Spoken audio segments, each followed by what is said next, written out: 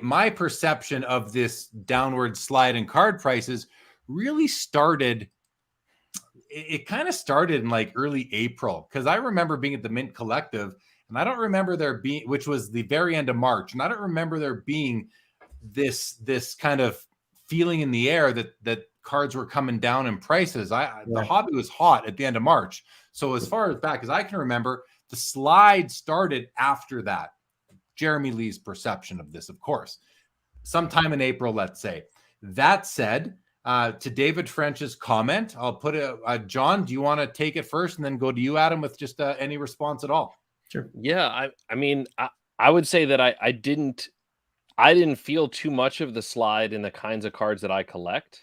And I think there's a lot of people kind of in that boat too. I think there was a lot more of the rookie base kind of stuff and the rookie graded things, which I don't do a lot of grading stuff myself, that had the biggest hit there. The one thing I would tell people when people get concerned about, like, oh, the value's coming down, what's happening? And the value's going up, it's hard for collectors to afford the stuff. Like, I think back to some of the stuff that I bought years ago and what I paid and what I'm paying now, and it's just ridiculous. But there's this beauty that took place in the last couple of years where cards like these that we're seeing tonight, we didn't see at shows for years. That's not that they didn't exist. People had them in their collections, and people weren't willing to pay enough money to take it out of those people's collections, and it came to a point where the stuff increased in value so much that people who didn't have that much into their cards from back when now were like, well, that's a lot of money. I guess I could let it go. And so the market started to see some of these incredible cards. It's like the PMGs. It's like it's not that they didn't exist. It's the fact that they were selling for record prices that have brought so many of them out of those private collections and made them available. So I think that some of the kind of downsliding that people have seen has actually caused, what I worry about is some of those cards to get put back away again, and then they don't become available in auctions like what we're seeing tonight. Appreciate that. Yeah, makes sense. I think, when we go into a slide and people start to panic, they panic sell, and that exacerbates the situation. The best thing you can do is just hold your cards. Wait it out. As soon as you start selling, you're gonna set the record.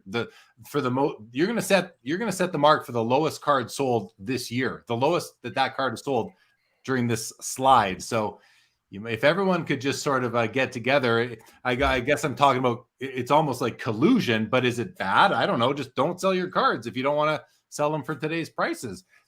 And like the comment was made, I just want to bring this one up right over here by T. Jones. He says, like the stock market, there are ebbs and flows. So, when everyone is panic selling, being a contrarian is probably your best move. If you have the stones to do it, which not everybody does. Adam. It's the same thing that smart people have been saying forever. It's the Warren Buffett, be greedy when others are fearful, and fearful when others are greedy. And we went through this period of time where everything was exuberance and excitement, and then it stopped, and people were like, what do I do? Things don't 2x every 3 weeks. It's like, no joke. Like, come on, this is not going to happen forever. But people who've been around for a really long time, who've seen the ups and the downs. I mean, I still see prices, and like John was talking, I just still see prices. I'm like, holy crap, that's how much now? And because most of my great stuff that I have, right, like most of it, same as you, Jeremy, I bought it a long time ago, right? Because stuff has still gone up so much. And it's like you always say, Jeremy, if you see something that's gone from here up to here and down to here, just zoom out, like see where it really ended up and where it started.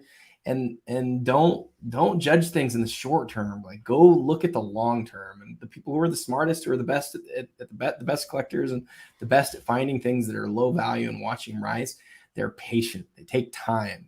Have a long perspective. It'll change everything. And people, I was gonna say, a lot of people collect the same things. All the three of us have all collected Michael Jordan cards at some point. Rudy Gobert might be a different zone, same as Thomas Bryant, right? We're not collecting those to turn a profit on those cards. We're collecting them because we love them. But, if you're collecting stuff, you don't have to feel that rush, like where you have to sell it immediately. I've bought more cards in the last 6 months than the previous 6 months. A lot more. as things started to come down again, I'm like, all right, well, these are reasonable prices that I can put money back into. So and you're taking the smart approach. That's the contrarian way. And there are some better deals now than we've seen in 3 years. So kudos to you, John, for being able to do that. It's hard. It's psychologically, it's hard to buy cards when the feeling is that everything is going down in value. And none of us know where the floor is. So you just have to decide, now is that a price that I'm comfortable at? I'm willing to buy the card. And even the LeBron RPA tonight, that's now at what, 975? No. It's at a mil. It's a whole at a mil. So it's really at $1.2 million. It's at $1.2 million.